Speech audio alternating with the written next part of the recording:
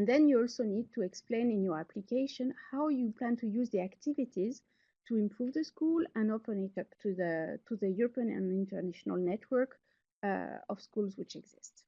The duration of the mobility activities, the projects themselves, they last between 1 and 2 years, and of course that includes the definition of the activities and the follow-up and the mobility activities themselves.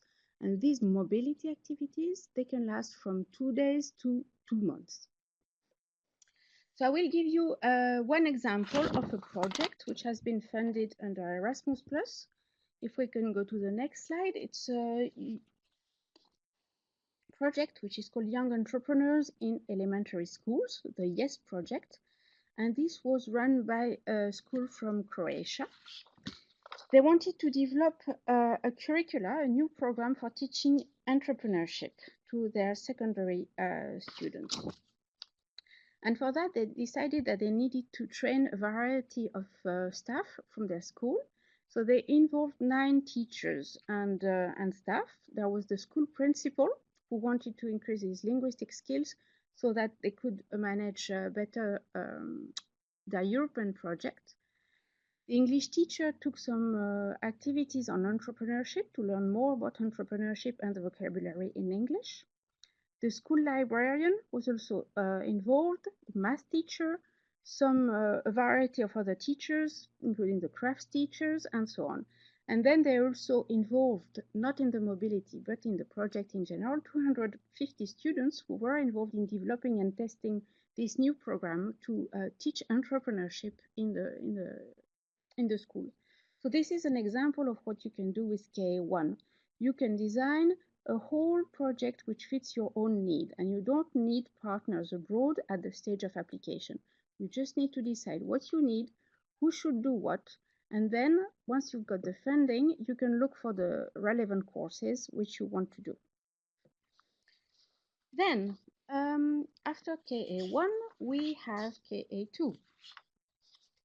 And these are called the strategic partnerships, which basically means projects. The strategic partnerships have different aims according to the type which they are. So the first type is strategic partnerships supporting innovation.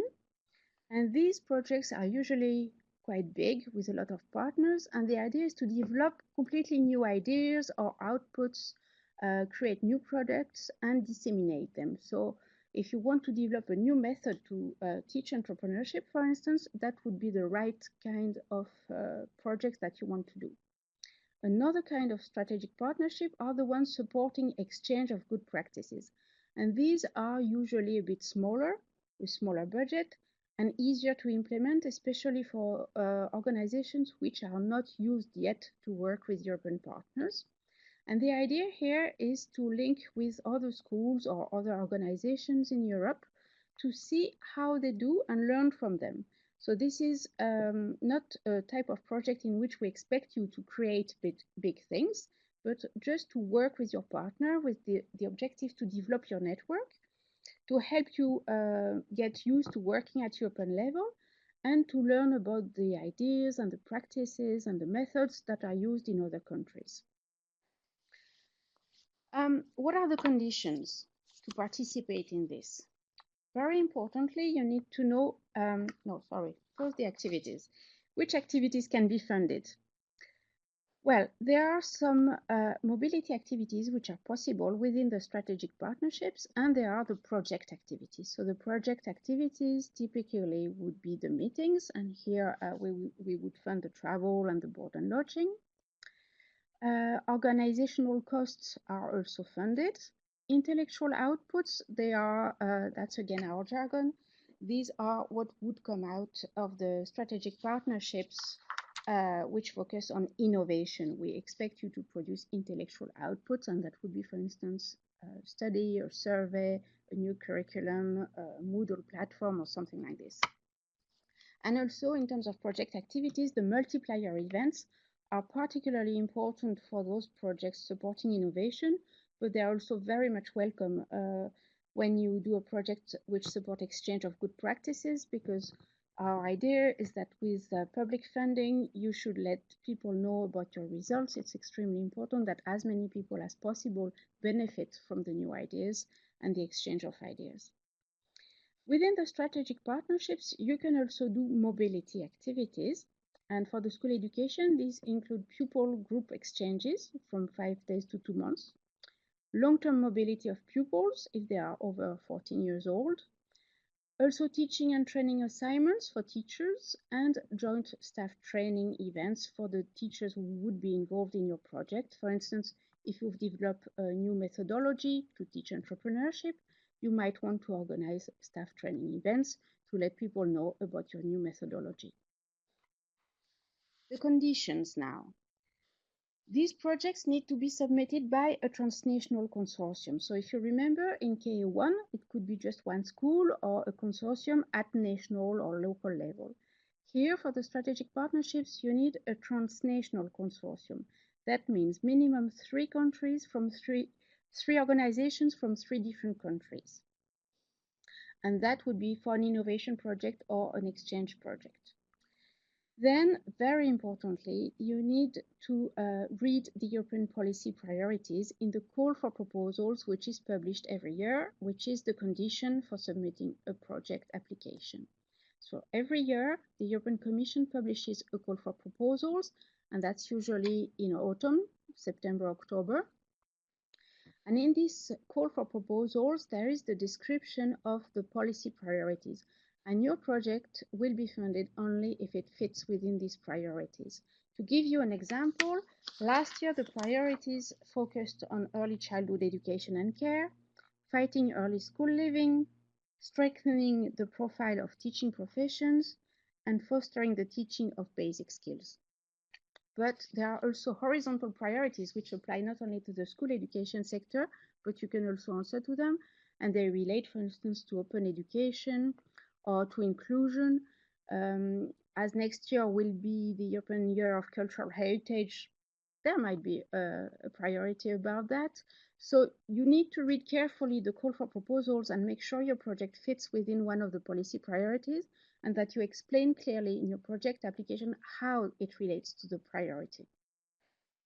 For the funding, as I mentioned, there are lots of flexible options, and what matters is first what you need, what you want to achieve, and then you would choose which funding option you need for your project. And again, you can have some mobility opportunities, but not necessarily. Last thing about strategic partnerships, I want to give you an example of a project, and this is the project called Perspective, Experiences Entrepreneurial Spirit Challenge in School Education. This is a project with 9 partners from 8 countries, where they wanted to develop European models for primary and secondary school teachers' education to support the development of their skills to deliver entrepreneurship education. So it was very much a project about teaching trainers to deliver entrepreneurial spirit and entrepreneurship education. The projects I'm mentioning here, you will receive a link later on, and you can look more in detail at those projects. Finally, I'd like to say a few words about the online platforms which are funded by Erasmus+, which can also support you in the preparation of your project. Next slide, please. So the school education platforms that we fund, they are mainly eTwinning and the School Education Gateway. I haven't mentioned here that we also have a platform for adult education, which is EPAL, the Electronic Platform for Adult Learning in Europe, which is also very much full of resources on entrepreneurship and also include a number of features which help you prepare your project. So eTwinning here is the community of teachers and schools in Europe. Many of you might know it already. But what is interesting in the context of Erasmus Plus is that eTwinning projects can have a twin space online, and this is a very convenient way for partners to work together. So I would recommend you to have a look at the opportunities offered by eTwinning, as the space for collaboration are very useful. In terms of the School Education Gateway, the School Education Gateway is a platform for anyone interested in school education to find some information about their topic of interest in Europe. So there are a lot of things in the School Education Gateway, and I really invite you, if you don't know it yet, to explore it. There are a number of resources on entrepreneurship. And here I highlighted in red more specifically the opportunities which are interesting for you if you want to do an Erasmus Plus project. So the first one is a course catalog. This is a catalog of courses which you could attend, for instance, if you get KA1 funding. And this is a very, very useful resource for you to identify where to send teachers to upskill them. Then we have another one about the mobility opportunities, which offer some more information about mobility opportunities, for instance, like job shadowing. And last but not least, and I think this answers some of your concern, is how to find a partner. There is a partner search tool in the School Education Gateway, and this is very useful for you to identify who you could be working with. So the last things I want to mention, some important elements. The provisional dates for the next call. So it is planned to publish the next call by the end of October 2017. And based on last year's experience, the deadline for submitting project application for the mobility projects would be early February next year. And the deadline for the strategic partnerships would be end of March. At this point, what I want to say is, most of all, please contact your Erasmus Plus national agency. They all have a very good website. Most of them have social media, and there you will find all the information you need to know how to participate. The national agency are your #1 contact point. They will give you all the information on the funding rules. They will help you prepare your application. They will help you find partners, and they can give you lots of tips and guidance on how to do a good project. So please get in touch with them. They are there to help you. There is one in every country participating in the program. You can also look at the Erasmus Plus Facebook, Twitter account, and the website at European level. And on the School Education Gateway, further to the tools which I mentioned before, there are some related to guidance. And one is a very good practical guide for school leaders, and this will give you lots of ideas, details, and tips to run a project. And also, I'm happy to announce that the School Education Gateway will run a MOOC very soon in November, which will detail much more in detail than I did today all the Erasmus Plus funding opportunities for schools, and again will give you some tips. And on that, I will leave you with the last slide of my presentation, which is a summary of everything which is available for you. Key Action 1, mobility of school staff. Don't forget that you will need a European development plan for your school. Key Action 2, the strategic partnerships, where you will need a transnational consortium and you need to fit within the European policy priorities. And finally, the Erasmus Plus online platforms, which you can easily consult. Don't forget, if you don't know it yet, that in eTwinning you can also do great projects without all the paperwork, but also without funding. But you can achieve a lot with this. So on this, I wish you very good luck for your project, preparing your project, submitting your applications, and running your projects. And I'm here to answer questions if you have any. There is a question if eTwinning is open for HEI. No. eTwinning is only for schools, not for higher education.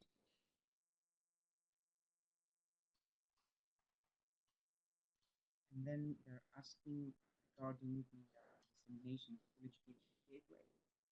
Actually, they could disseminate that one. Yeah, I think there's this question on how to disseminate project results on the School Education Gateway. I think the best way is to liaise with the School Education Gateway, send an email to the webmaster and explain what you have achieved, and then there could be a project case made on your results. There's no. Okay, great, thank you. I want to get your computer back, maybe. Hello again. Just to add to dissemination on the European School Gateway, within the collaborative space for entrepreneurship education, there is also a space for you to add your project and to share information about your project. It's on one of the pages. So if you go to that, you look at School Education Gateway, look into the collaborative space for entrepreneurship education. There'll be a little guide at the end of this to tell you how to get there. Then you can share your information there. Okay, so we have about half an hour left, and what I'd like to do is to go through some key ideas around entrepreneurship education, and also to then look at some of your ideas, and to see what would be helpful for you to discuss around your ideas. So hopefully we will have around about 15 to 20 minutes to do that at the end of the after the short information that I have. But I'd like to take you through firstly just to make sure that you know how to use the different features of Adobe Connect. Now, in the top, around about over there, no, over there is a little person who's got their hand up.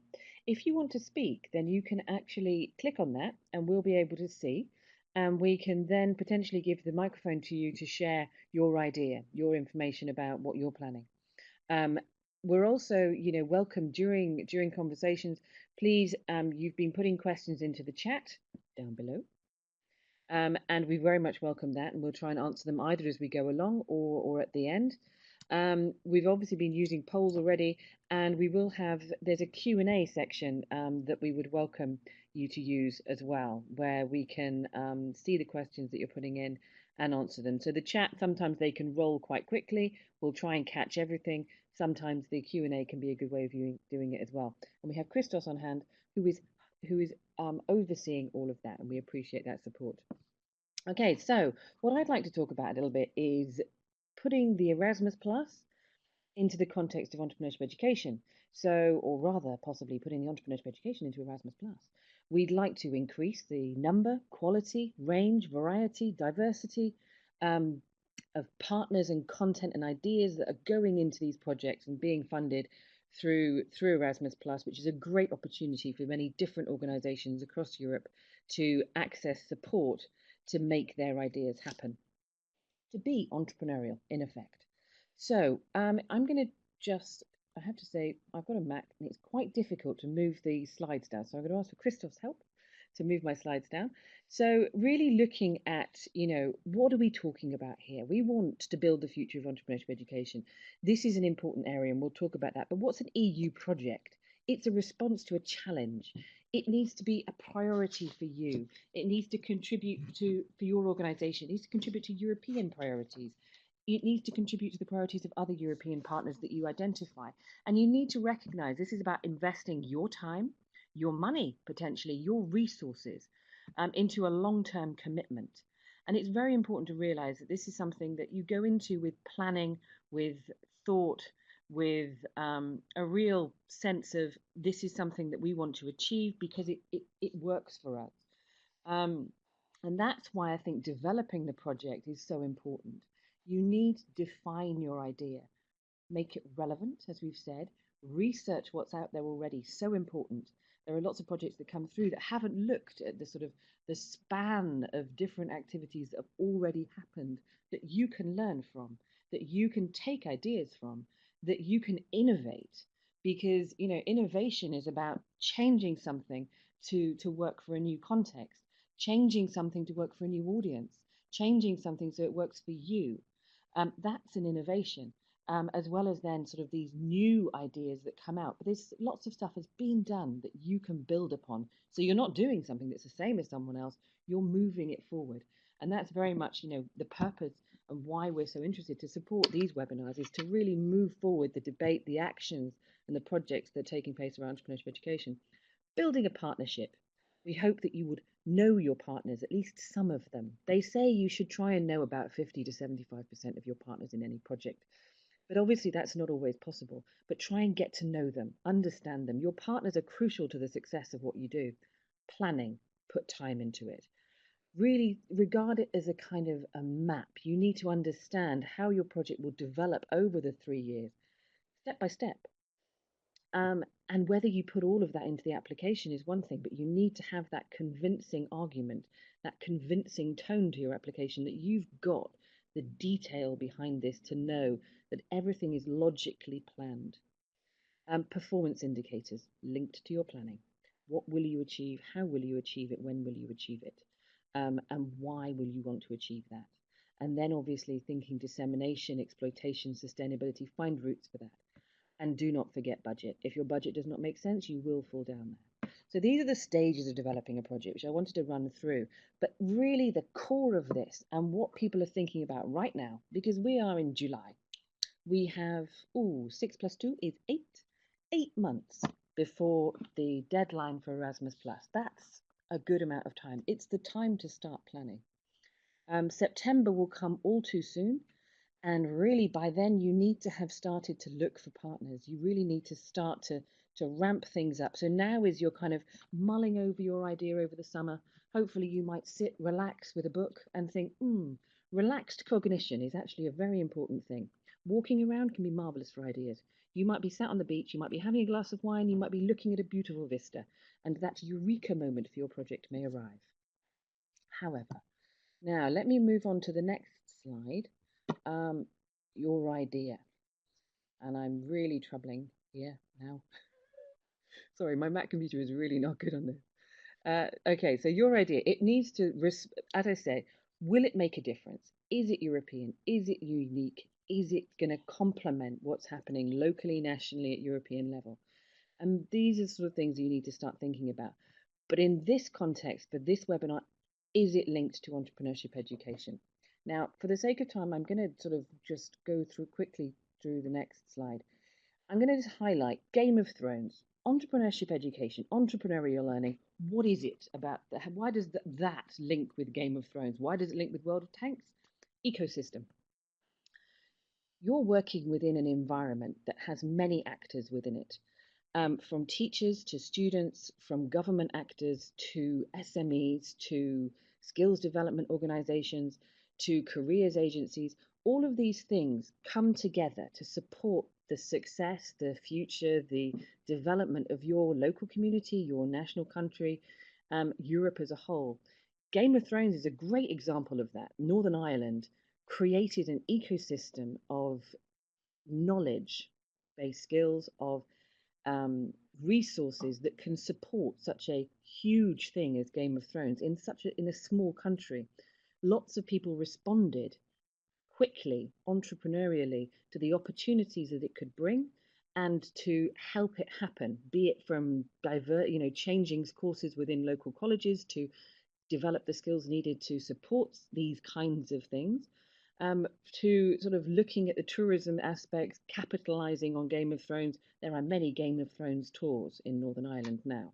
So these are examples of, this is ecosystem. It's not about working in isolation. It's about working with partners, across partners.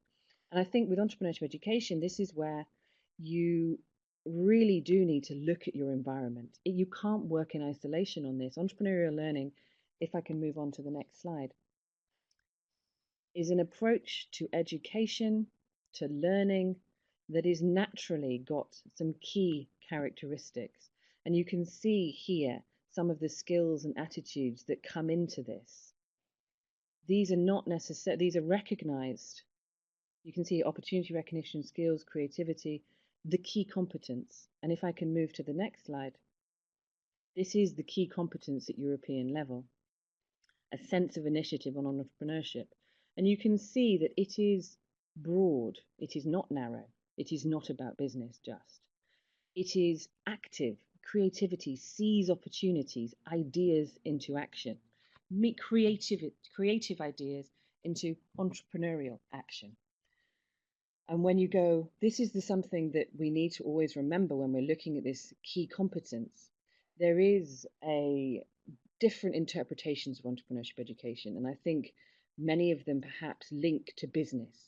However, what we need to look at is this broader competence, entrepreneurial skills for life skills. To be entrepreneurial is to be able to spot the opportunities you need to take forward your own potential, or the potential of your community, or the potential of your employer, or the potential of the organization that you're working in, or the potential of yourself as an entrepreneur to create your own job. I can go to the next slide. And this is where I come back to, it takes a village. To make this happen, to support people to make this happen, you look at the different actors, the different actions that are needed. And you can see this is sort of the entrepreneurial education ecosystem. And you can see here that it's not just about changing curricula, it's not just about a government having a vision, it's about having the learner at the center and really looking at the partnerships around that. And this is any aspect of this is what your idea could link into. But it shouldn't just be about being in a classroom and learning in a classroom. It should be about looking outside.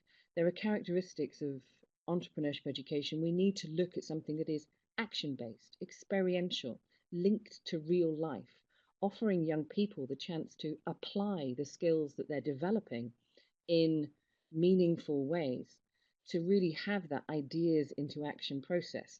So let's break it down. This is a very useful resource for anyone developing an entrepreneurship education project.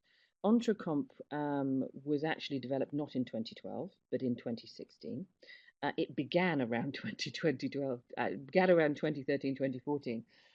But this is essentially that competence, that European key competence, broken down into its different bits. There are 3 areas that have been defined into ideas and opportunities, resources, into action, 15 competencies underneath that.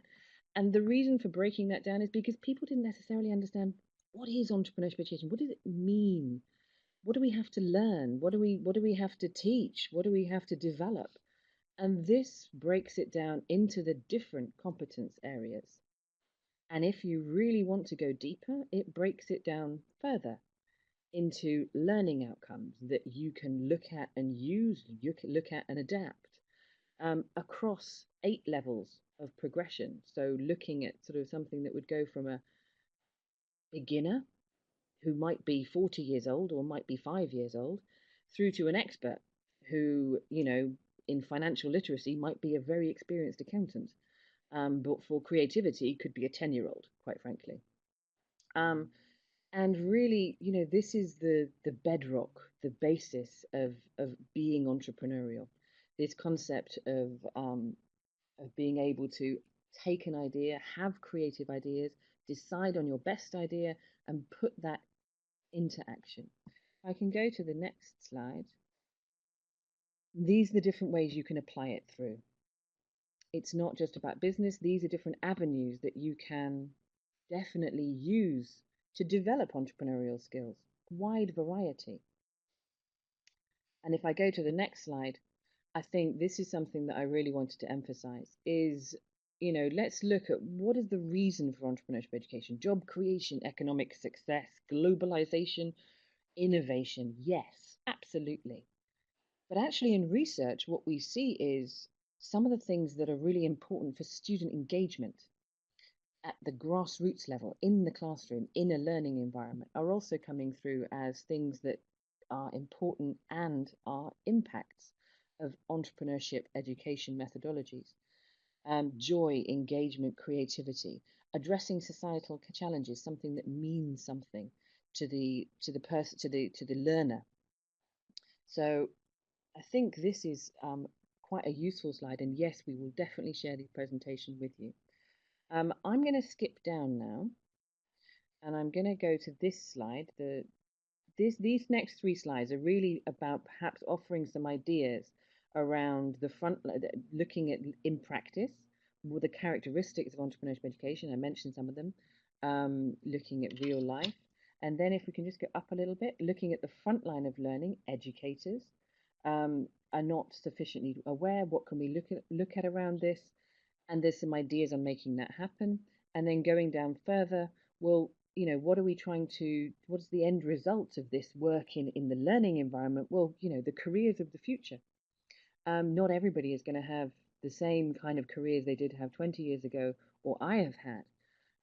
I was a civil servant in government for a long time. I'm now, I suppose, a social entrepreneur, but that's I'm a sign of a future career. But change makers, social innovators, these people are going to have to find their way into the future. They'll need these skills to make that happen. and the entrepreneurial career pathways, role models, understanding where people go and what skills they use are very important as well. And these are ideas that you can bring into your project. So that was a very quick skip through entrepreneurship education from a sort of thematic point of view. And what I wanted to do now is perhaps ask if there are any questions, because these hopefully will give you that background to entrepreneurship education, open up the boundaries of what it could be. We will certainly share these slides with you. If I can just come down to the last one, is that my final slide? Because the potential for this is that entrepreneurship skills can be developed through different channels, any channels. If I can go back up to applying, the one with the, then we can really look at the ones with the different icons on it. I've got 8 words on it and different icons. That one, perfect. So you can look at developing entrepreneurial skills through any of these avenues. We had some questions come through from people about, how can I introduce this into my primary school, my elementary school? And really, you can introduce it as a project-based learning. What you need to ensure is that really you've got that understanding of what learning outcomes are being developed by your students, and also then what do you want the impacts to be on your students? How are you going to measure those? And to look at the sort of the links that can be made between this kind of learning and the subjects and the topics that you want to teach, to make something more, to bring in an external speaker, to take your students out on a visit, to do a project to discover more and ask your students to research something, to ask them to research something by using social media to ask key organizations. And then sort of, so they're having ideas of how to do something and then taking them through to really being able to apply those through the experiences that you're supporting them to do, supporting them to design.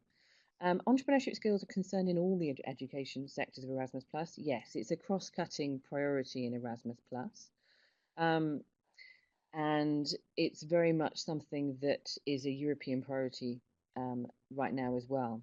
So there are a number of different reports available and information available. If you go to the Collaborative Space on Entrepreneurship Education, there is a link page where we're going to be building top tips for your project on entrepreneurship education, where we will try and gather this information together from a policy perspective, and also some resources that are out there, such as the ones that Geraldine has mentioned, that will help you to develop and guide your application.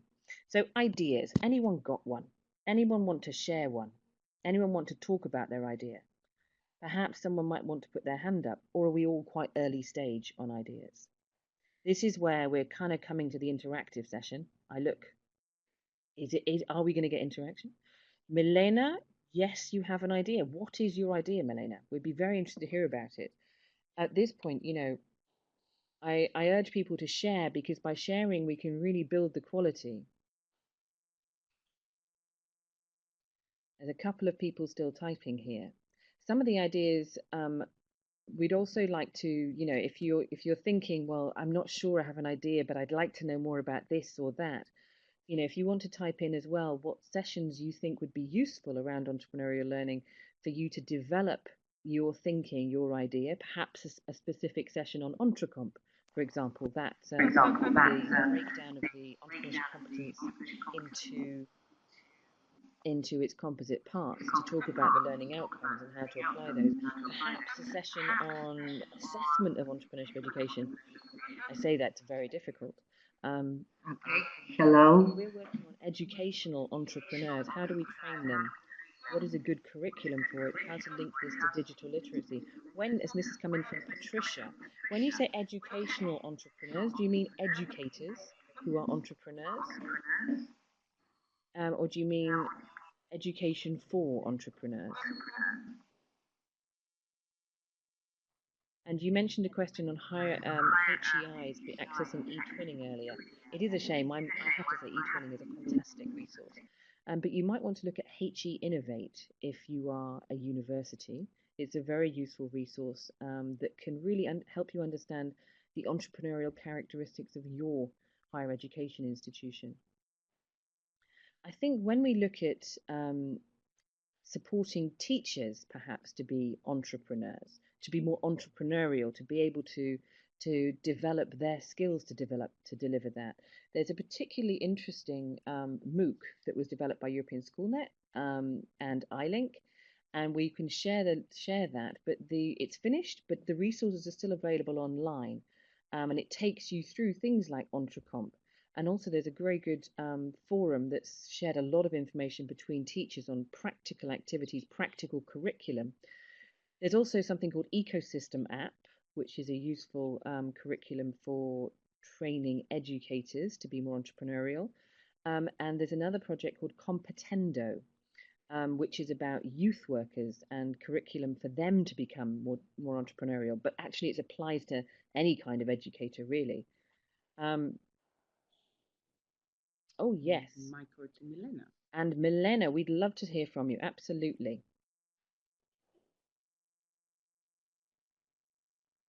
So Milena. Hello? Hello, can you hear me? Can you hear me? I can, yes. Okay, thank you. Hello from Macedonia. I must say that we have an idea for a new project, K2. We have an idea of introducing EL activities through PBLs, different PBLs, because we have experience. We are a CSEL school, so we have experience in doing different activities in entrepreneurial learning. We have already integrated entrepreneurial learning activities in different subjects through the CSEL, but also in our educational system, we have a new subject in the 9th grade, which is called innovation, and it's also about EL learning, EL activities. So we have that. We are sure that we have a lot of experience in this area. So we would try to make a project in this area. We have already done.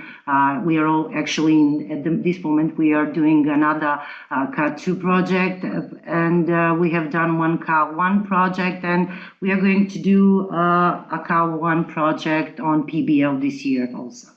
So we have a lot of projects, Erasmus plus projects in our school, but we have some issues here about this one that we want to apply in March.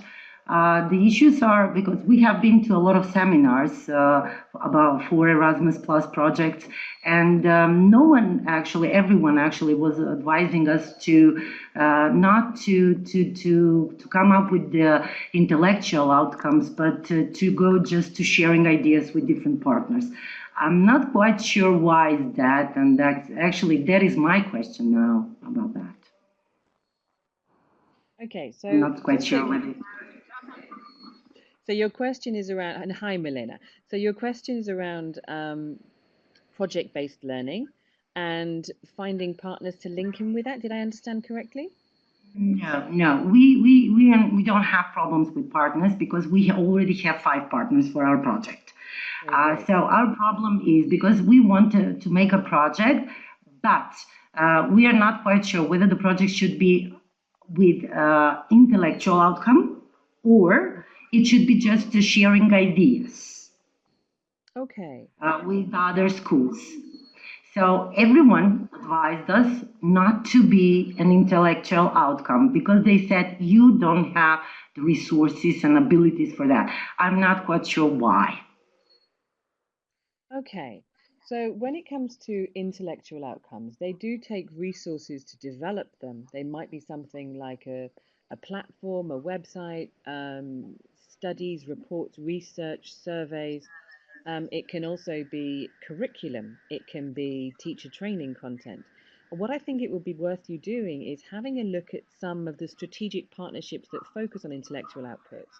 And then you can see whether those are things that you're thinking that you could develop through this project. An exchange of practices is something much more, you're not looking at creating something new. you're not looking at innovating what is out there. So you're not looking to create something different. But I think with project-based learning, you can design new approaches. You can design it to be applied to your environment. So there might be a potential for intellectual outputs. But you need to be sure that that's something that you feel that you can achieve. Um, and perhaps you need to research project-based learning. You're very experienced anyway. If you're a CCEL school, you've been doing a lot of it. Worth everybody, ccel.hr, a site worth looking at. Southeast European Entrepreneurial Learning Centre. So I would say, you've got a lot of experience and you can take that to the next stage. So potentially you could look at intellectual outputs, but you need to decide that with some level of research. And that might be something to discuss with your national agency as well. But certainly, if you go to the collaborative space, I've sent a link through the chat now, you'll also see there a page on projects, and there'll be more resources coming through with other projects. You can see there certainly examples of strategic partnerships and their intellectual outputs, and it's worth having a look. But again, there's a forum in the collaborative space, and very happy to have a conversation through that as well, and within the next webinars, when we look at perhaps intellectual outputs for entrepreneurship education could be something that we actually look at. Patricia, I've just seen that you have to go. Very nice to have you with us. So does that kind of help you with your question? Yes, yeah, a bit of help, but definitely I will go through all the ideas that the examples that you have given me. So we are going to decide whether, but I don't know whether everyone is afraid of that. But okay, we will decide whether we are going to do with one way or the other. So, but we are definitely going to do another Car2 project in Erasmus Plus this year. I think my colleague Geraldine is saying, don't be afraid of doing intellectual outputs. It sounds a lot scarier than it is. It is just producing something that others can use.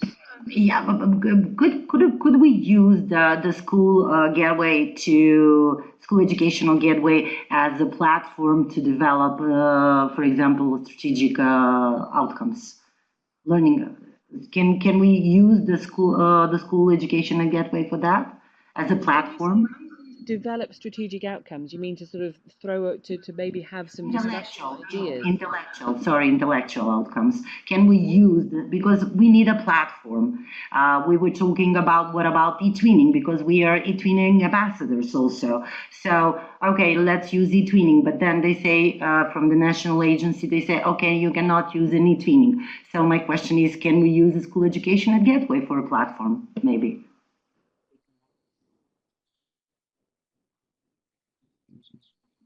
Yeah. And then we will come back. You can suggest that to School Education Gateway. You can have a twin space in e-twinning, which would actually share some of the information in your project.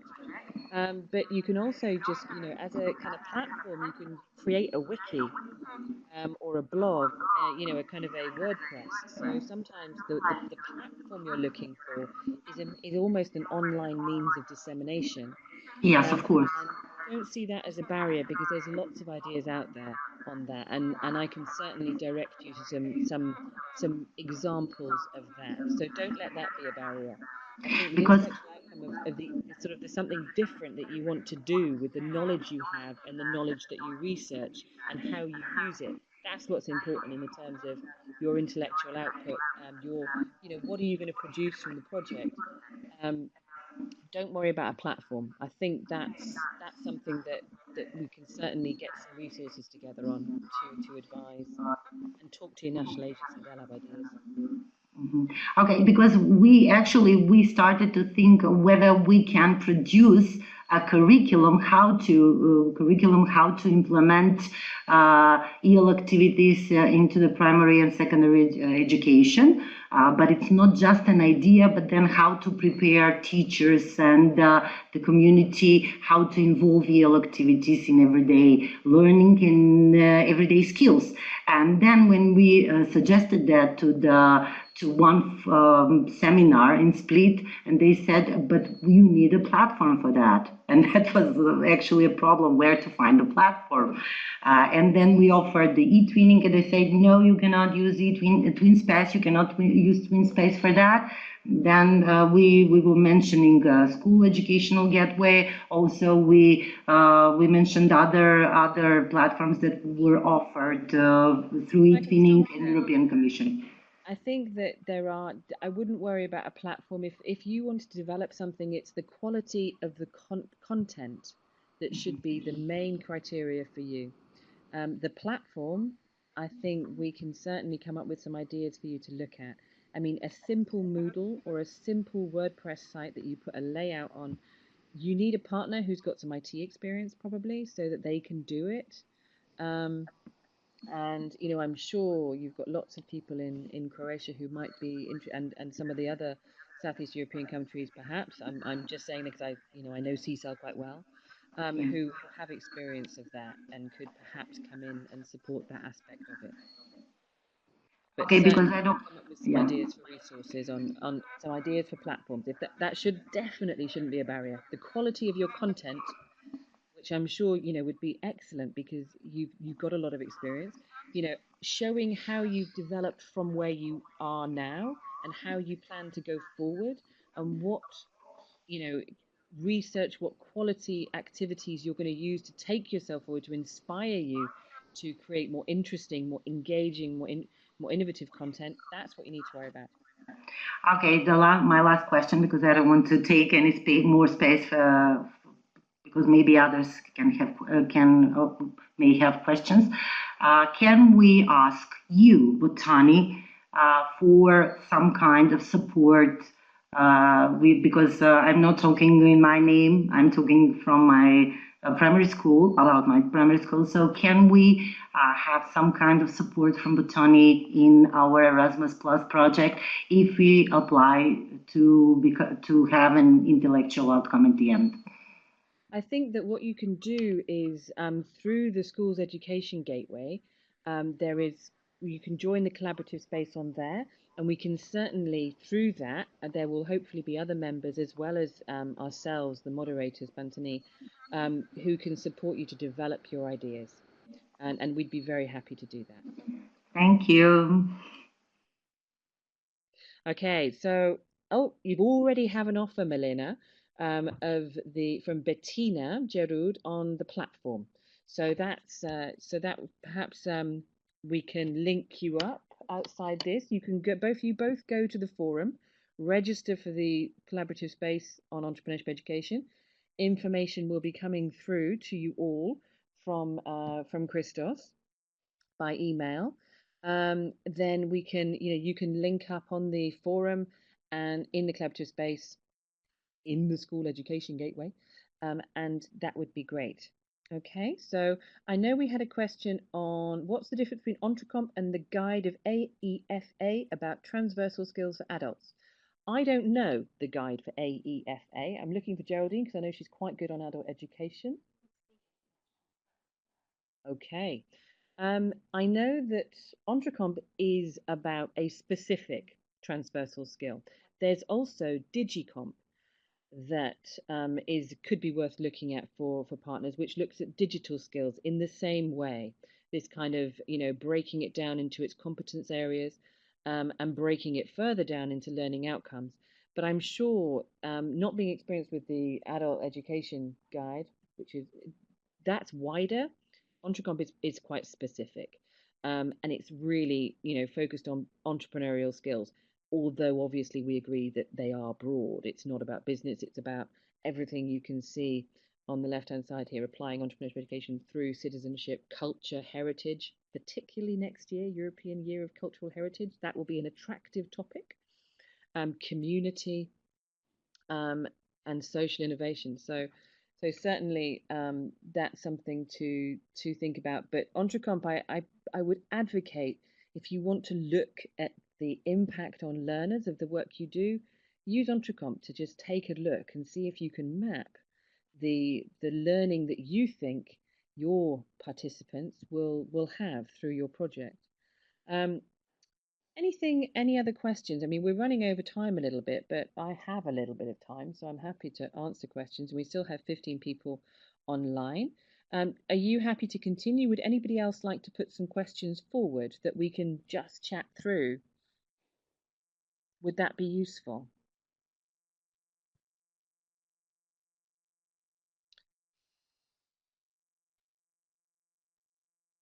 I can't see the chat at the moment. There we go. So if you'd like to, you've got the information there on how to access the collaborative space. We'll be sharing our PowerPoints certainly through the collaborative space itself. We'll get a direct link for you, so you don't actually have to log in to access this stuff, but you do need to log in to access the forum, etc. And I think that what we can do to really, we're planning this to be a series of 4 webinars. I mean, this was like an experiment for us to see how many people might engage, to see, you know, it's July, it's holiday period, so we're very pleased 15 people have come. And we also want to chat sort of through other topics that might be useful. As I say, our passion, you know, within this collaborative space is to help projects succeed. So if we can to support that, what kind of topics would you be interested in? For the next webinars. I'm suggesting one perhaps on Entrecomp. Potentially we could have a couple of existing projects talking about their process of development and what they had to talk about. We could have someone coming in to talk through particular topics such as how can you disseminate effectively for entrepreneurship education projects. We need to make it, there's a lot of support out there for developing projects on Erasmus Plus, European funded projects. We do want to make this quite tailored to entrepreneurial learning, entrepreneurship education. That's the topic of our collaborative space. So please, Natalia is typing.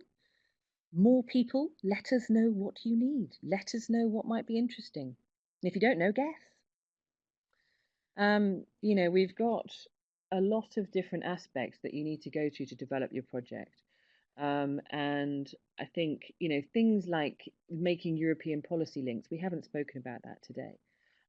Things like understanding what impacts can come from entrepreneurship education, you know, in order for you to look at your performance indicators. We haven't chatted about that today. Are these areas that might be of interest to you? I call out for people to type, he said, hopefully. And we'll be going to a poll in a minute as well, our last poll of the day. So, which is part of our kind of evaluation of how you found today. So just to let us know, was it useful?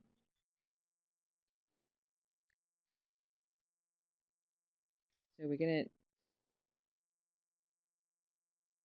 take some time to choose, just get the right poll. And then if we can try and get the general chat back. Okay, so, and please be honest, because we've got 4 webinars, we're going to try and make them work. So if we need to improve, let us know. Perhaps less conversation from me and the other speakers and more interaction. How do we facilitate that better? So please let us know through the chat, which we can't see currently. Is there any way you can get the chat back? No.